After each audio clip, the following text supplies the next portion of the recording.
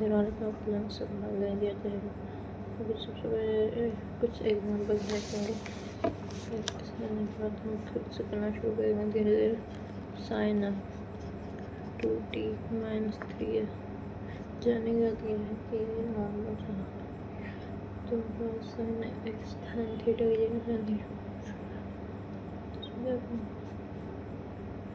बाहर वाले से मतलब करो साइन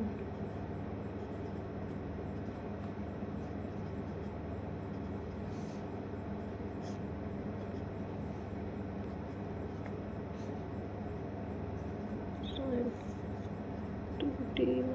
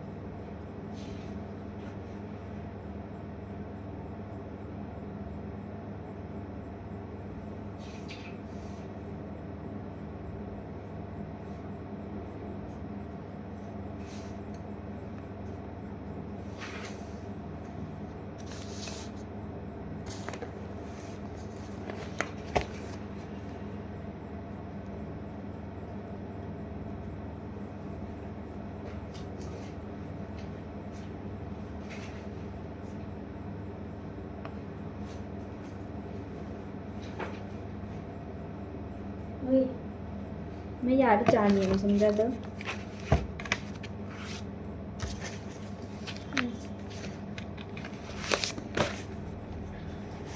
चैप्टर 2 है और इसका जो टॉपिक है वो है द्रव्यमान संरक्षण का नियम। तो सबसे पहले द्रव्यमान संरक्षण का नियम होता है मतलब है ना, इसमें मास बराबर होगा 2mg+O2 दे रखा है तो ये mgO होगा, मान ले mg होगा ना, तो ये है अभिक्रिया संतुलित है ना, इसमें द्रव्यमान बराबर मिलेगा तुझे। अगर तुझे इसको सोल्व करना है ना तो ऐसा कुछ करना पड़ेगा, या तो 2mg लगा तो 2mg संतुलित होगी। अब तो इसका मास कैलकुलेट करेगी, ये हमेशा बराबर आएगा। कैसे? mg मैग्नीशियम का होता है 24 और 24 दूनी 48, ऑक्सीजन का होता है 16 दूनी 32 और 8 9 10 3 4 80 आएगा इसका। ऐसे ही इधर भी मैग्नीशियम 2 है अपने पास तो इधर भी 48 होगा, ऑक्सीजन 2 है तो 32 होगा, यानी इसका मास हमेशा बराबर आएगा। द्रव्यमान संरक्षण का मतलब है कि कोई भी रासायनिक अभिक्रिया उसमें मास परिवर्तित नहीं हो सकता।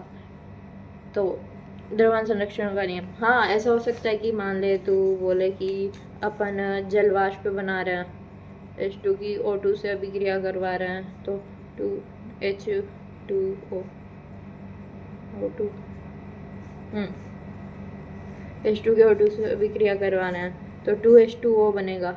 लेकिन जहाँ तक तू बात करेगा तो टेम्परेचर बढ़ा देगी तो वाष्प बन के उड़ जाएगा, है ना, लेकिन वो ख़त्म नहीं होगा, वाष्प बन के वातावरण में कहीं ना कहीं होगा। इसका मतलब द्रव्यमान वो अभी भी है। तो द्रव्यमान संरक्षण का नियम द्रव्य अविनाशिता का नियम मतलब द्रव्य कभी नष्ट नहीं होगा, लवाइजिए ने दिया था और उसे सिद्ध किया था लैंडोल्ट ने।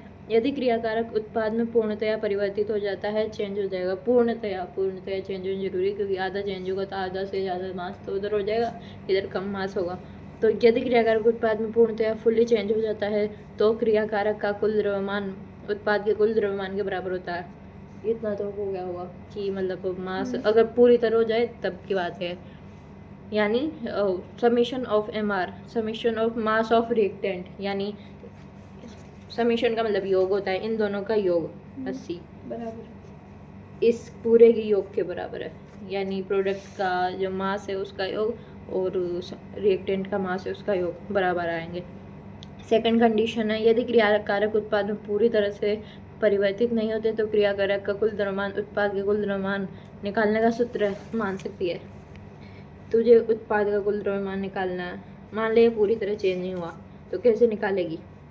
सबसे पहले तो तुझे जो उत्पाद प्राप्त हुआ, जो तेरे पास क्रियाकारक था, कितना क्रियाकारक था तेरे पास? 80। 80 में से सिर्फ 40 ही कन्वर्ट हो पाया, तो इसमें देखा है कि परिवर्तित नहीं हो। क्रियाकारक का कुल द्रव्यमान, इसका ये जो कुल द्रव्यमान है, कुल उत्पाद क्रियाकारक का कुल द्रव्यमान, उत्पाद का कुल द्रव्यमान प्लस क्रियाकारक का अक्रिय द्रव्यमान। तो अपन को उत्पाद का कुल द्रव्यमान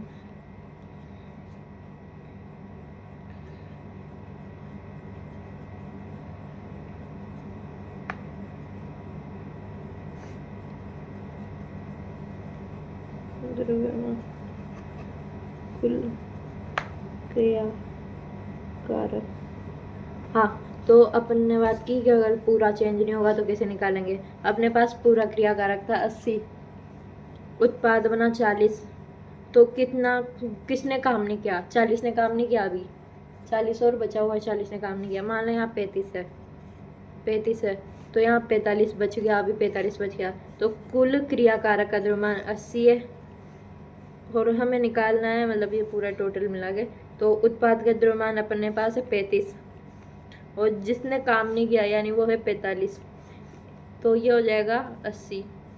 तो कहने का मतलब है कि अगर तुझे कुल क्रियाकारक दे रखा है और उत्पाद अभी पूरी तरह परिवर्तित हुआ, तो जो जिसने काम नहीं किया ना उसे भी जोड़ देगी ना, तो तेरे पास कुल क्रियाकारक की वैल्यू भी आ जाएगी। जोड़ बासु घटा बासु जोड़ बासु उत्पाद की हाँ, उत्पाद की तो घटाने से आएगी ना। हाँ यहाँ पे, हाँ वो तो इसको तू पक्षांतर करके कर सकती है आराम से, फॉर्मूला वही रहेगा। मान लो कैल्शियम कार्बोनेट दे रखा है, कैल्शियम कार्बोनेट का द्रव्यमान 100 है, वो सिर्फ 300 है और वो सिर्फ 100 में परिवर्तित हुआ है। 100 यानी 56 ग्राम या 44 या 100 ग्राम परिवर्तित हुआ है, तो 300 में 100 करेगी तो 200 बचेंगे। इसका कहने का मतलब है अपने पास 300 था, उसमें से 100 मैंने काम कर लिया, तो बचा हुआ क्रियाकारक कितना है? 200।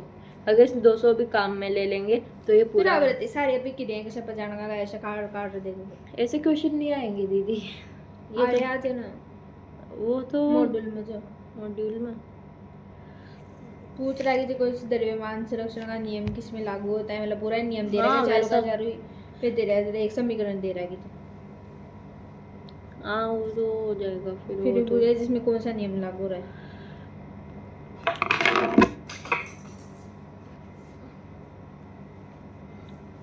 और तो प्रैक्टिस करनी पड़ेगी इनकी, तो फिर तो मास ऑफ एंटीग्रेड क्रियाकारक का क्रिया द्रव्यमान, यह नियम नाभिकीय अभिक्रियाओं पर लागू नहीं होता। नाभिकीय अभिक्रिया जैसे कि ऐसी अभिक्रिया जिसमें एनर्जी का निर्माण होता है, एनर्जी का निर्माण में द्रव्यमान परिवर्तित हो जाता है। जब एनर्जी बन जाएगी तो वो लागू ही नहीं हो पाएगा। एग्जाम्पल ब्रेलियम अल्फा कणों से क्रिया करेगा तो एनर्जी बनाएगा और 6 कार्बन बनाएगा। यह नियम नाभिकीय अभिक्रियाओं पर लागू नहीं होता क्योंकि कुल द्रव्यमान ऊर्जा में परिवर्तित हो जाता है। हाँ, निम्न में से x का मान ज्ञात कीजिए। ABCD, इसका जो मान ये दे रखा है, इसका ये दे रखा है, इसका ये बताया शायद वैरायटी एडिशन पर लेस कर दीजिए। ये भी बताओ। ये एक इम्पोर्टेंट अभिक्रिया बोल सकती है शायद तू कि किस पर द्रव्यमान संरक्षण का नियम लागू नहीं होता, वह ये अभिक्रिया होगी।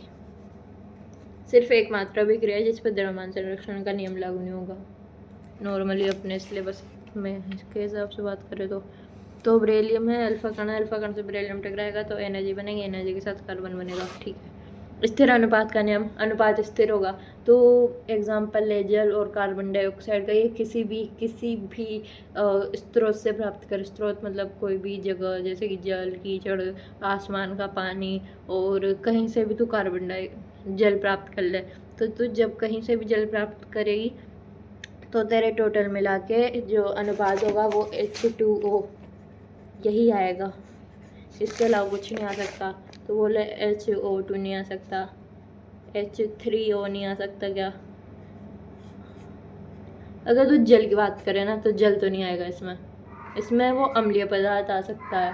लेकिन जल सिर्फ H2O ही मिलेगा तुझे अगर तू कहीं से भी ढूंढेगी तो। इस एक प्रकार के नियम यौगिक पर यह नियम लागू होगा सिर्फ H2O। अगर तू H2O को कहीं से भी ढूंढने जाएगी तो तुझे H2O का अनुपात 1:8 मिलेगा, कहीं से भी मतलब कहीं से भी। और तू H3O की बात करें तो H2O दूसरा पदार्थ हो जाता है, वो हो जाता है जाने क्या नाम है, कुछ H3O जल H2O अभी मुझे याद नहीं आ रहा। H3 हो तो नाइट्रिक अम्ल है ना, NH3 होता है ना नाइट्रिक अम्ल। तो अवयव के भारों का अनुपात स्थिर अनुपात होना चाहिए। भारों का अनुपात 1:8 1:8 1:8। यह नियम समस्थानिकों पर लागू नहीं होता। समस्थानिक कहने का मतलब क्या है? समस्थानिक कहने का मतलब है हाँ नहीं, जिनका द्रव्यमान भिन्न हो। हाँ, जिनका परमाणु क्रमांक समान हो। उदाहरण है प्रोटीरियम, ड्यूटेरियम, टाइटेरियम। इसमें क्या है, परमाणु क्रमांक समान है लेकिन इसका द्रव्यमान 1 है, इसका 2 है, इसका 3 है। कहने का मतलब है कि इनका अनुपात भी अलग होगा जब द्रव्यमान अलग है। मान लें यहाँ H2O है तो इस हिसाब से तो यहाँ पे परमाणु 4 हो जाएंगे, तो 2 है तो ये तो HO ही रह जाएगा उस हिसाब से। तो ये समस्थानिक पर लागू नहीं होता, जिनका द्रव्यमान समान नहीं होता। हाँ, उसके बाद है H2O और CO2। H2O का अनुपात 1:8 मिलेगा, कहीं से मिला। CO2 लाएगी तो 3:8 मिलेगा। इस पे लागू हो रहा है क्योंकि समान है। इस पे लागू नहीं हो रहा, क्यों? क्योंकि पदार्थ अलग, मतलब इसमें CO है, इसमें CO2 है। ये क्या है, यौगिक अलग अलग है। ये भी यौगिक अलग है, ये इसमें समस्थानिक है और ये सेम होगा क्योंकि इसमें यौगिक सेम है। परिभाषा: इस नियम के अनुसार यौगिकों में उपस्थित प्रत्येक परमाणु का भार अनुसार अनुपात नियत रहता है, चाहे यौगिक कहीं भी प्राप्त हो, विभिन्न स्रोतों से प्राप्त किया जाए। अर्थात यह यौगिकों के बनाने की विधि या यौगिकों को प्राप्त करने के स्रोत पर निर्भर नहीं करता है। गुणित अनुपात का नियम: इस नियम में एक से अधिक विभिन्न यौगिक समान तत्व उपस्थित होना चाहिए, एक तत्व का भार स्थिर होना चाहिए। नियम है गुणित अनुपात। इस नियम में एक से अधिक विभिन्न यौगिक और समान तत्व उपस्थित होना चाहिए। मान ले विभिन्न यौगिक है, एक से अधिक विभिन्न यौगिक मतलब कार्बन डाइऑक्साइड। मतलब स्थिर अनुपात को नियम वहाँ पर कशा पचा मतलब समीकरण देओगे काय देओगे स्थिर अनुपात को समीकरण नहीं देगा तो फिर आप मुझे काय पूरी आगे सब आगे सेम बचा काटांगा सेम तो क्या मतलब नहीं तो अच्छा ये इसमें तो वो बोलेगा ना इनमें से निम्न में से कौन स्थिर अनुपात के नियम की पालना करता है। तो सबसे पहले H2O को अनुपात पूछ सको जा, CO2 को अनुपात पूछ सको जा। अनुपात पूछो, अनुपात निम्न अनुपात पूछ दो, स्थिर अनुपात का नियम अनुपात पूछो। उसके अलावा शायद कोई ऑप्शन बचेगा क्योंकि इसमें अलग अलग पदार्थ दे नहीं सकता हो। फिर समीकरण दोगे काय दोगे? समीकरण कहाँ से बनेगी, यौगिक भी है उसमें, तत्व भी नहीं है तो समीकरण तो नहीं होगी उसमें। अनुपात ही पूछ सकता है या फिर कुछ परिभाषा से रिलेटेड, जैसे गुणित अनुपात में तत्वों का अनुपात होना चाहिए एक समान और समान यौगिक होने चाहिए। कैसे इस नियम में एक से अधिक विभिन्न प्रकार के यौगिक और समान तत्व उपस्थित होते हैं। एक तत्व का भार स्थिर होना चाहिए। कार्बन डाइऑक्साइड का उदाहरण है कार्बन डाइऑक्साइड और तो इसमें कार्बन का भार हमेशा स्थिर है, इसमें ऑक्सीजन का भार चेंज हो रहा है। तो इनका जो अनुपात है ना वो देखना तू, कार्बन का होता है 12, ऑक्सीजन का होता है 16, तो ये हो जाएगा 4 नहीं 2 से 8 6 और ये 8 3:4। ऑक्सीजन को बदल, कार्बन का फिर से 12 और 1/2 ऑक्सीजन 1/2 इंटू 16 8, ये हो जाएगा 4 और ये हो जाएगा 3 4 से 8 4 दिया 12 4 दुनिया एक बार कार्बन ऑक्सीजन 2 ले लो 2O2 तो कार्बन का 12 तो बड़ा निकालनी पड़ेगी। अरे नहीं वो तो है ना अलग अलग रख रहे हैं एक का स्थिर होना चाहिए मान इसमें ऐसा होता है कि एक तो स्थिर रहेगा और दूसरे का चेंज हो सकता है तो 12 और 1 16 16 2 16 32 3 8 4 32 हाँ तो 3:4 4 3:2 और 3:8 ये 3 चीज़ें अपने पास अब इससे अपन ऐसे समझ सकते हैं इसने मैं एक से अधिक अधिक अधिक बोल दिया पहले अधिक बोल दिया यानी एक का तो काम ही नहीं है यौगिक यौगिक होंगे और समान तत्व उपस्थित होने चाहिए समान तत्व उपस्थित होंगे एक तत्व का भार हमेशा स्थिर होगा भार स्थिर होगा सिर्फ एक तत्व की बात करें तो जब अपन ने इसका अनुपात निकाला तो 1:2 है इनका निकालने का भी अनुपात सरल अनुपात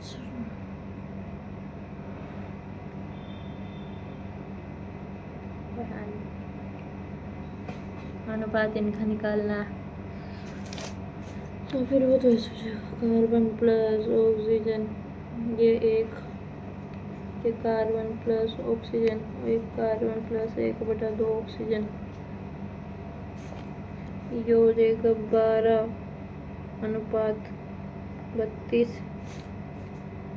और ये 2 ऑक्सीजन को हो जाएगा 12:1:32 और 2 16 32 जून 116 32 34 12:16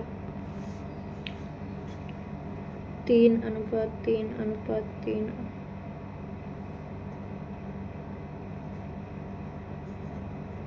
एक 16 1 बराबर 2 बचे 3 बचे 36 है भाई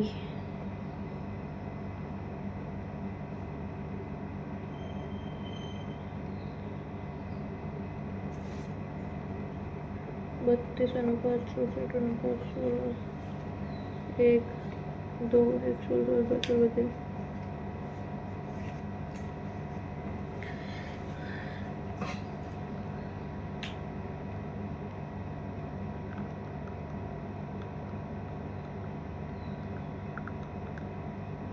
मैं जाते समझ में आ रही नहीं मतलब ऐसे योजक एक तत्व को बाहर स्थिर होगो बाकी जो भी तत्व बचेगा ना वहाँ को अनुपात निकालना जब वहाँ को अनुपात निकालेंगे तो एक सरल अनुपात प्राप्त होगो जो कि कुछ अशुर होगो ये जो सरल अनुपात रहोगो ना यो सिर्फ वहाँ तत्व आप लागू होगो जहाँ परमाणु सेम रहोगा अणु की संख्या अलग अलग हो सके जैसे इमा 1 ऑक्सीजन च इमा 2 ऑक्सीजन जी में 1 च इमा 2 सल्फाइड च इमा 3 च मतलब 3 ऑक्सीजन च इमा 2 ऑक्सीजन च कहवा का मतलब च अणुओं की संख्या अलग अलग हो सके लेकिन परमाणु सेम रहोगो जैसे कि कार्बन और कार्बन डाइऑक्साइड ऑक्साइड की ऑक्सीजन के अणुओं की संख्या अलग च और इमा कार्बन डाइऑक्साइड में से यो ई पर लागू न रुक्यो ऊपर वो तो ये पटे जाबने के बाद दर स्थिर अनुपात में होगा और H2O2 भी कले लागू हो रहे जो क्योंकि इमा अपने निश्चित अनुपात चाहो यानी CO2 O2 पर अनुपात प्राप्त हो रही कले का इप भी होगो क्योंकि इमा भी अनुपात प्राप्त होगो यानी अनुपात प्राप्त हो रहा जब कोई भी पदार्थ को एक ही यौगिक अलग अलग चल लेकिन वहाँ में तत्व एक ही करेगा जो तो वहाँ में अनुपात प्राप्त हो रही तो वो गुणित अनुपात का नियम की पालना करोगे CH4NH3 न करोगे क्योंकि यहाँ में परमाणु अलग अलग छ MgO3 क्योंकि परमाणु अलग छ ये समस्थानिक तो समस्थानिक पर लागू न हो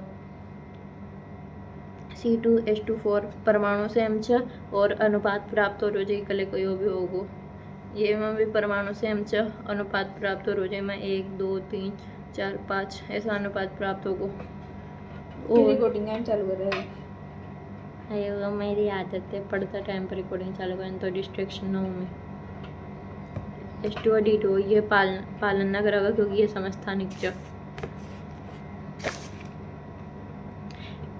इस नियम के अनुसार जब दो तत्व मिलकर एक से अधिक यौगिक बनाते हैं तब एक तत्व के द्रव्यमान जो दूसरे तत्व के निश्चित द्रव्यमान से संयोग करते हैं इसे सरल अनुपात में होता है।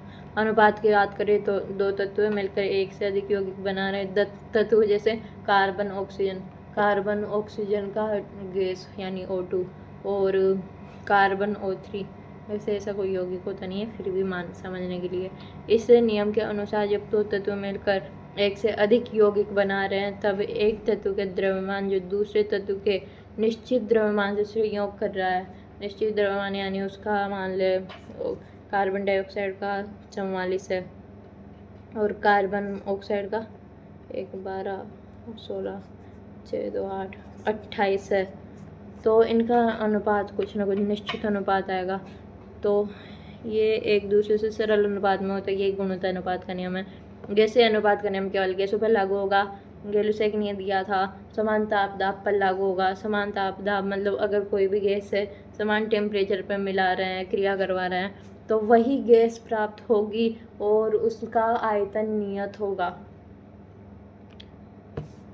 यह नियम केवल संतुलित गैसीय अभिक्रियाओं के नियम पर लागू होता है। इस नियम में ताप दाब समान होना चाहिए।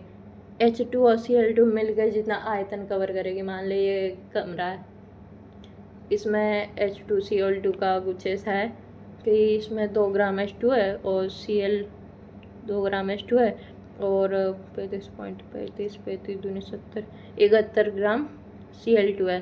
तो है ना, ये दोनों अलग अलग जितना एरिया कवर करेगी ना उतना एरिया इसी टेम्परेचर पे साथ में कवर करेगी। एक बोतल है, बोतल में पानी है, पानी में कितना कवर करती है, ये 1 लीटर का पानी है, तो ये पानी अभी 1 लीटर कवर कर रहा है। इसे फैला देंगे तो ये आयतन इसका बढ़ जाएगा, लेकिन गैस में ऐसा नहीं होगा। गैस में अगर अभिक्रिया संतुलित है, द्रव्यमान सेम है, तो ये उतना ही आयतन कवर करेगी जितना ये पहले कर रही थी, क्योंकि पहले से ही फैली हुई होती है। ऐसे ही इन सब में रेशो मीन्स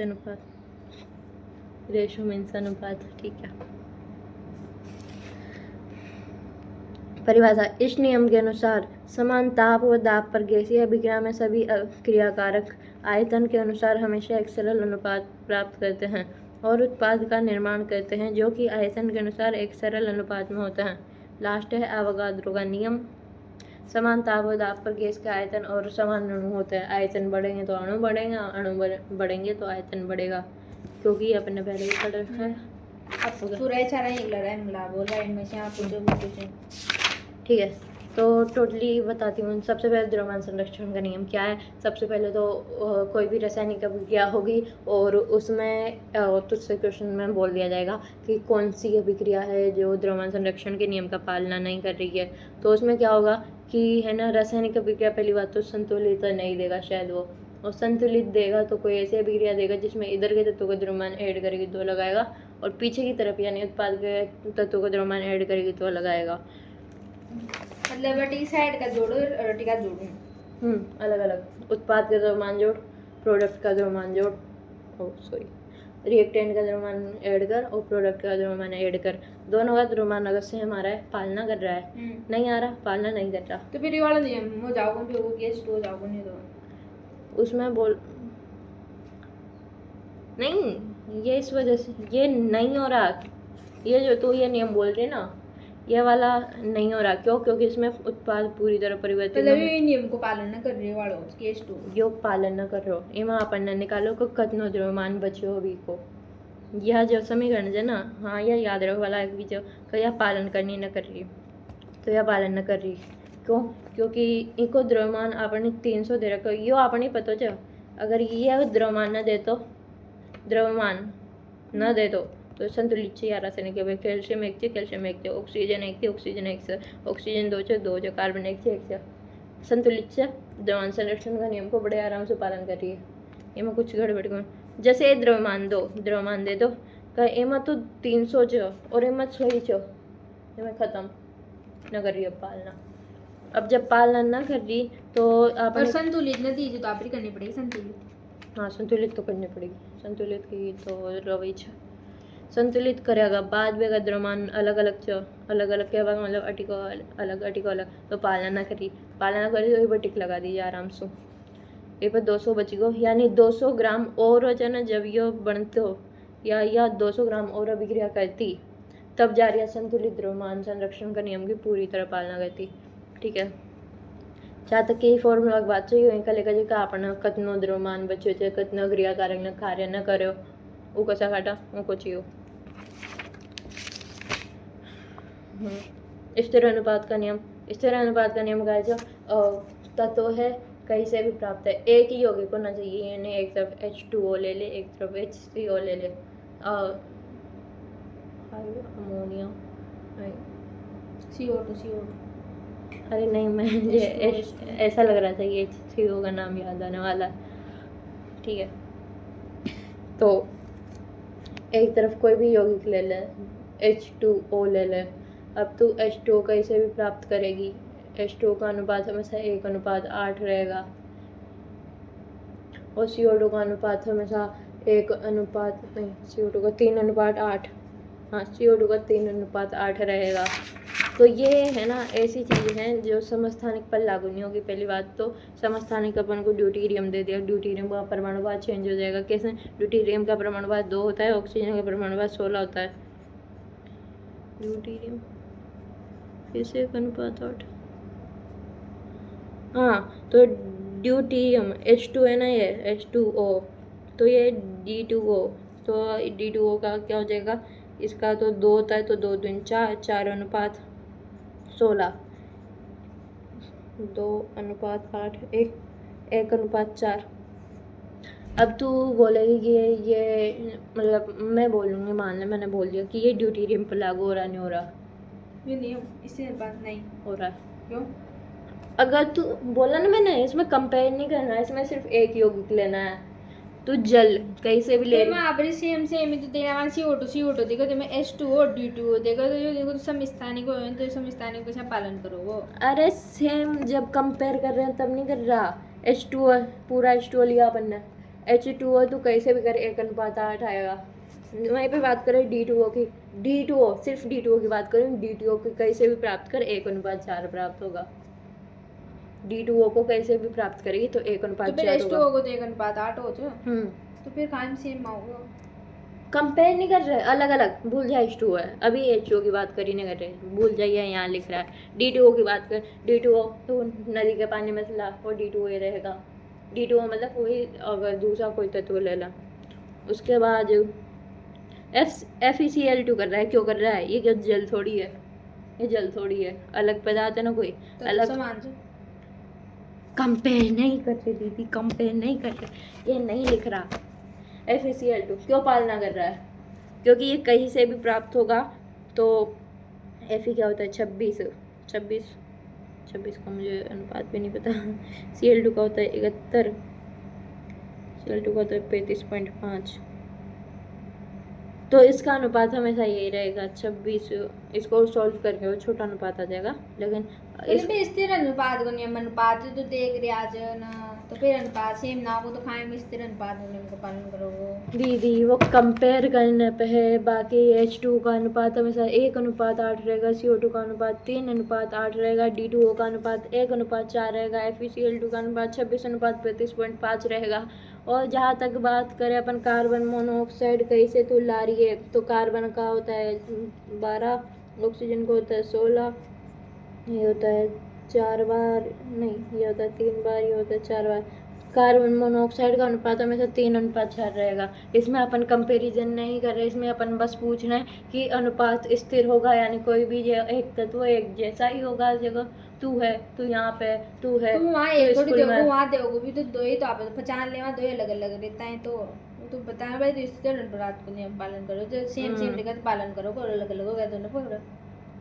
वे तो खाए में अलग दूसरी टाइप में जा रही थी, तो उसमें अनुपात पूछ ले गए, तो अनुपात भी तो पूछने का इसमें सबसे ज़्यादा कि कार्बन डाइऑक्साइड में कार्बन और ऑक्सीजन का अनुपात बताओ। तो ऑक्सीजन तो अनुपात तो निकाल ले वहाँ पर, कार्बन डाइऑक्साइड में CO2 को तो निकालनी तो बस हाँ, तो जब एक को ही निकालनी पड़ेगी तो मैं एक पे तो बता रही हूँ, उन दो को खाए में बताओ वैसा। ठीक है, अगला वाला कहता है ऐसे बढ़ इस नियम के अनुसार यौगिक का परमाणु भार के अनुसार आयतन समान, अनुपात समान रहता है, चाहे यौगिक विभिन्न स्रोतों से प्राप्त किया जाए। एक तत्व उसका अनुपात सेम होगा, कहीं कहाँ से भी प्राप्त किया जाए। इस यौगिक को बनाने की विधि या यौगिकों को प्राप्त करने के स्रोत पर निर्भर नहीं करता। तो जल को पानी में गर्म करके बना, जल को कोई पदार्थ मिला के बना, वो H2O रहेगा। ठीक है।